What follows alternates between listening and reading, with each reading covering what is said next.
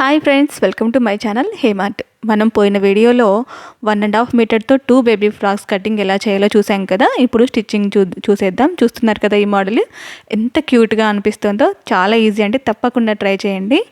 ఇది వచ్చేసి shoulder part అనమాట. ఇలా 2 ఫ్యాబ్రిక్స్ కలిపేసి మనం స్టిచ్ వేస్తున్నాము. రాంగ్ సైడ్ మనం స్టిచ్ వేస్తున్నాము చూడండి. ఇలాగ చాలా ఈజీ అండి, తప్పకుండా ట్రై చేయండి. రొటీన్గా కాకుండా కొంచెం డిఫరెంట్గా, అంతే, చాలా బాగుంటుంది. మనం కొంచెం డిఫరెంట్గా పెట్టేసాము, కానీ లుక్ వైజ్ చూసారు కదా మీరు ఎంత క్యూట్గా ఉండిందో. ఇప్పుడు ఈ షోల్డర్ పట్టిని పైకి ఇలా నేను చూపిస్తున్నట్లుగా పైకి అనేది లాగుతూ వచ్చామంటే స్టిచ్చెస్ అంతా లోపలికి వెళ్ళిపోతాయండి. ఇలాగ ఇక్కడ నేను చూపిస్తున్నట్లుగా పైకి లాగాలన్నమాట. ఇలా పైకి అంతా తీసిన తర్వాత చుట్టూరా మనం వేలుతోనే మెల్లగా రఫ్ చేసిన తర్వాత ఐరన్ కూడా చేసేయాలి. చేసేస్తే ఏమైతుందంటే నీట్గా వచ్చేస్తుంది అన్నమాట. ఇప్పుడు నేను మొత్తంగా చూపించాలని చెప్పేసి ఈ వీడియో క్లిప్ మొత్తం యాడ్ చేశాను చూడండి. ఎలా వచ్చిందో ఇలా వస్తుంది. ఇలా వచ్చిన తర్వాత చుట్టూతా వేలుతో రఫ్ చేసుకొని ఐరన్ కంపల్సరీ చేసుకోవాలి.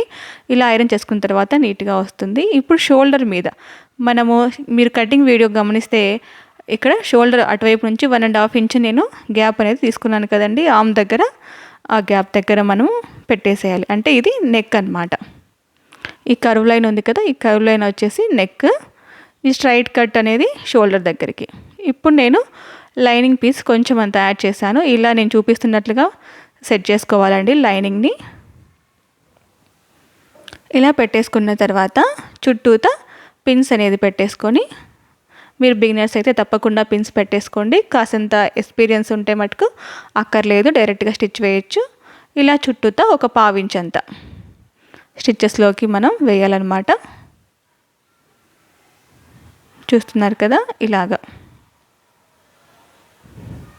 కొంచెమే అనండి పని. జస్ట్ నార్మల్ ఫ్రాక్ కన్నా కొంచెం పని ఉంటుంది, కొంచెం టైం పడుతుంది అంతే. కాకపోతే లుక్ అయితే చాలా బాగుంటుంది, రెడీమేడ్ లుక్ లాగా వస్తుంది. ఇప్పుడు ఈ ఎక్స్ట్రా ఫ్యాబ్రిక్ని అంతా కట్ చేసుకొని ఇలా తిప్పేసుకోవాలన్నమాట.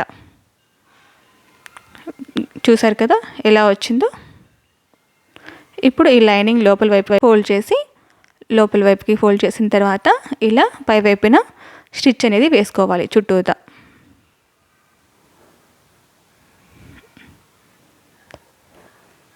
ఇప్పటి నుంచి బేబీ ఫ్రాక్స్లో చాలా తక్కువ టైంలో మంచి మోడల్స్ ఎలా కట్ చేయాలి, ఎలా స్టిచ్చింగ్ చేయాలి, ఆ వీడియోస్ అన్నీ మన ఛానల్లో రాబోతున్నాయండి. మీరు తప్పకుండా సబ్స్క్రైబ్ చేసుకోండి, వాచ్ చేయండి.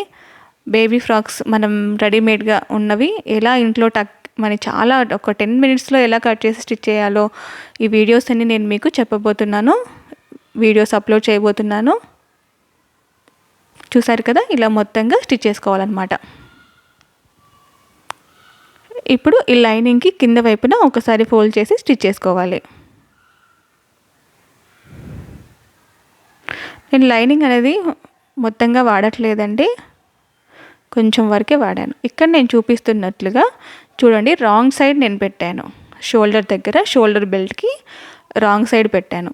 అలాగే ఇటువైపును కూడా మనం నెక్, ఆర్మ్ సరిగా చూసుకొని నీట్గా సెట్ చేసుకొని స్టిచ్ చేసేయాలన్నమాట. ఇప్పుడు లైనింగ్ క్లాత్ని కూడా తీసుకొని సేమ్ ఇలాగే ఇందాక చూపించినట్లుగా కింది వైపున, అప్పుడు ఏమవుతుంది, మనం కింది వైపున లైనింగ్ పెట్టి ఫోల్డ్ చేస్తే మిడిల్లో వస్తుంది షోల్డర్ బెల్ట్ వచ్చేసి స్టిచ్చెస్ మిడిల్లో ఉండిపోతాయి, అంటే లోపలికి వెళ్ళిపోతాయి, ఇన్విజిబుల్గా ఉంటాయి, ఎక్కడ కనిపించవు. అందుకని నేను కింద వైపున లైనింగ్ పెట్టి స్టిచ్ చేస్తున్నాను. ఈ చిన్న చిన్న పాయింట్స్ అండి, కానీ ఫినిషింగ్ అయితే చాలా బాగుంటాయి. ఇప్పుడు కూడా సేమ్ అంతేనండి, ఒక 1/4 ఇంచ్ గ్యాప్ పెట్టేసి మన స్టిచ్చెస్లోకి అటువైపున ఇటువైపున 2 వైపులా స్టిచ్ చేసుకోవాలన్నమాట.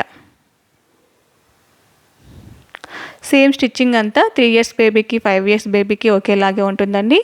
నేను మెజర్మెంట్స్లో డిఫరెన్స్ చెప్పాను. 3 ఇయర్స్ బేబీకి అయితే ఎలా కట్ చేసుకోవాలి, నేను చెప్పింది 5 ఇయర్స్ బేబీకి ప్రాపర్గా, 3 ఇయర్స్ బేబీకి అయితే ఎలా కట్ చేయాలో చెప్పాను. ఇక్కడ చూస్తున్నారు కదా, ఫ్యాబ్రిక్ అంతా ఎక్స్ట్రా ఉన్న లైనింగ్ ఫ్యాబ్రిక్ని కట్ చేసుకొని ఇటువైపుకి ఇలా ఫోల్డ్ చేసుకొని మళ్ళీ కూడా సేమ్ ఫ్రంట్కి ఎలాగైతే మనం స్టిచ్ వేసామో పై వైపున అలాగే స్టిచ్ చేసుకోవాలన్నమాట బ్యాక్ వైపున కూడా.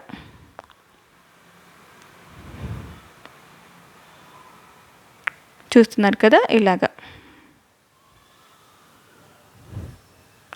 మీరు ఇంకా ఎలాంటి వీడియోస్ చూడాలనుకుంటున్నారు, మీకు ఇంకా ఎంత సింపుల్గా ఫ్రాక్స్ అయినా బ్లౌజెస్ అయినా మోడల్స్ అయినా ఎలా కావాలనుకుంటున్నారో నాతో కామెంట్లో షేర్ చేసుకోండి. తప్పకుండా అలాంటి వీడియోస్ మనము చేద్దాము. ఆల్రెడీ నాకు కామెంట్స్ చేశారు కొన్ని లాంగ్ ఫ్రాక్స్ కావాలని, బ్లౌజెస్ కావాలని. తప్పకుండా ఆ వీడియోస్ కూడా తొందరలోనే నేను పోస్ట్ చేయడానికి అయితే ట్రై చేస్తానండి. ఇప్పుడు చూస్తున్నారు కదా ఇలాగ బ్యాక్ వైపున కూడా రెండు వైపులా స్టిచ్చెస్ అనేది వేసేసుకోవాలి. చూడండి ఇలా షోల్డర్ ఎంత నీట్గా వచ్చిందో షోల్డర్ బెల్ట్ అనేది.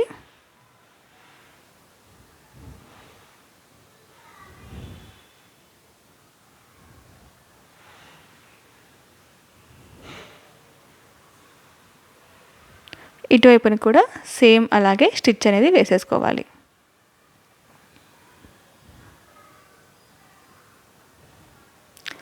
స్టిచ్ అనేది వేసుకున్న తర్వాత ఇక్కడ నేను దారాల పట్టి వేస్తున్నానండి. బ్యాక్ వైపుకి దారాల పట్టి వేస్తున్నాను. ఉక్సులు పట్టి వేసేటప్పుడు క్లిప్పింగ్ అనేది మిస్ అయిందండి, సారీ. ఉక్సులు పట్టి కూడా సేమ్ దారాల పట్టి లాగానే, కాకపోతే దారాల పట్టి పై వైపుకి వస్తుంది, ఉక్సులు పట్టి లోపల వైపుకి వెళ్తుంది. ఇలా లోపల వైపు నుంచి పై వైపుకి వచ్చేది మనకి దారాల పట్టి అవుతుందండి. మీరు ఇక్కడ చూస్తున్నారు కదా, నేను రాంగ్ సైడ్ జాయిన్ చేస్తున్నాను. రాంగ్ సైడ్ జాయిన్ చేసి రైట్ సైడ్కి ఫోల్డ్ చేసి స్టిచ్ చేస్తున్నాను, అంటే ఇది దారాల పట్టి. అదే మనం రైట్ సైడ్ జాయిన్ చేసి రాంగ్ సైడ్ లోపలికి మనం ఫోల్డ్ చేసి స్టిచ్ చేసేది వచ్చేసి ఉక్సులు పట్టి అవుతుంది.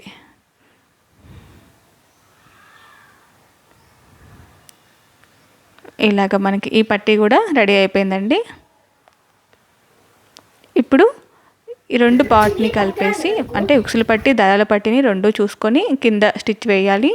ఇక్కడ నేను ఫిట్టింగ్ స్టిచ్ అనేది వేస్తున్నాను ఆర్మ్ దగ్గర.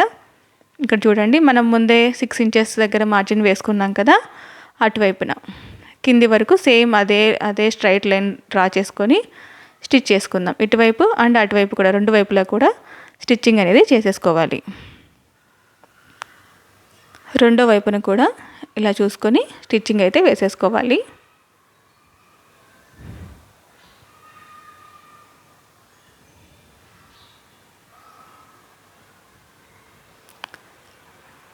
ఇలా పై వైపున మనం రెడీ చేసుకున్న తర్వాత మొత్తంగా మనకి నడుము గోల్ ఎంత వచ్చింది అనేది చెక్ చేసుకోవాలి. ఇక్కడ నాకు ఎంత వచ్చింది, 24 వచ్చింది. అంటే 24కి జస్ట్ 1 లైన్ తక్కువ ఉందండి, 24 వచ్చింది.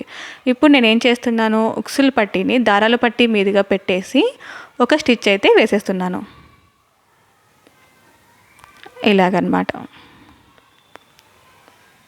ఒక స్టిచ్ వేసిన తర్వాత ఇక్కడ మీరు చూస్తున్నారు కింద వైపున ఉన్న ఈ 4 ఫోల్డింగ్ దగ్గర నేను టక్స్ అనేది పెడుతున్నాను. అంటే 4 పార్ట్ కింద డివైడ్ చేస్తున్నాను.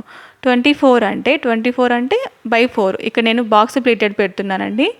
24/4 అనమాట.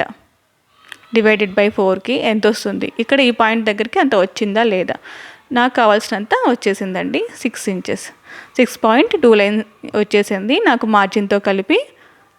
సో ఇలా మీరు క్యాలిక్యులేషన్ చేసుకొని 4 భాగాలుగా కింద వైపున క్లాత్ని గుర్తు పెట్టేసుకొని అప్పుడు మీరు స్టిచ్చింగ్ వేసేసుకున్నారంటే లాస్ట్ వరకు ఫ్రిల్స్ వెళ్ళే వరకు మీకు ఐడియా లేకుండా ఉండదు. కొంచెం అంత దూరం రాగానే ఫ్రిల్స్ కరెక్ట్గా వేసామా లేదా అనేది మీకు ఐడియా వస్తుందండి. ఇప్పుడు నేను పై వైపున ఉన్న క్లాత్ని కింది వైపున మనం ఫ్రిల్స్ పెట్టుకున్న గౌన్ పార్ట్ని ఎలా స్టిచ్ చేయాలో చూస్తున్నాం. ఇక్కడ చూస్తున్నారు కదా, ఇది పై వైపున పీస్ అండి. దీన్ని ఇలా లోపలికి పెడుతున్నాను. చూడండి, ఇటువైపు సైడ్ ఫిట్టింగ్ స్టిచ్ ఉంది కదా, అదిను కింది వైపున ఫ్రిల్స్ మనం స్టార్ట్ చేసుకున్నాం కదా ఆ పాయింట్, రెండు పాయింట్లు కూడా ఫ్రిల్స్ జాయింట్ దగ్గర, అలాగే పై వైపున సైడ్ జాయింట్ దగ్గర ఒకటేలాగా ఉండేలాగా చూసుకొని చుట్టూతా మనం స్టిచ్ అయితే వేసేసుకోవాలి. ఎస్పెషల్లీ నేను ఇది బిగినర్స్ కోసమే చూపిస్తున్నానండి. అందుకే ప్రతి చోట పిన్స్ పెట్టేసుకొని నీట్గా మీకు అర్థమయ్యేలాగా చెప్తున్నానని నేను అనుకుంటున్నాను. మీకు ఇంకా ఏమైనా క్లారిటీ కావాలా, ఇంకా ఏమైనా నీట్గా చెప్పాలా, మీరు ఎలా ఎక్స్పెక్టేషన్స్ చేస్తున్నారు నాతో ఖచ్చితంగా షేర్ చేసుకోండి. అలాగే మనం ఇంకొంచెం ఇంప్రూవ్ చేసుకుందాం మన వీడియోస్ని. ఇలా చుట్టూతో నేను 1/2 ఇంచ్ పైన అంటే 3/4 ఇంచ్ లాగా నేను మార్జిన్ పెట్టేసుకొని స్టిచ్ చేశాను. ఇలా మొత్తంగా స్టిచ్ చేసుకున్న తర్వాత కింద వైపున గోల్ దగ్గర కూడా ఇక్కడ నేను జస్ట్ ఒక్కసారి ఫోల్డ్ చేసి స్టిచ్ చేస్తున్నాను అనమాట. ఎందుకంటే ఇక్కడ నాకు పీసెస్ ఏం పోలేదు, జస్ట్ మనం ఈ లాస్ట్ అంచుల్ని జమ్ములు అంటాం కదా, అక్కడ నేను ఒక్కసారి ఫోల్డ్ చేసి స్టిచ్ చేస్తున్నాను మొత్తం అంతా. నా ఈ థాట్ నచ్చిందా? నచ్చితే లైక్ చేయండి, షేర్ చేయండి, కామెంట్ చేయండి, సబ్స్క్రైబ్ చేయడం మాత్రం అస్సలు మర్చిపోకండి. Thank you for watching. ఇదండి గౌన్ మోడల్. నచ్చిందా?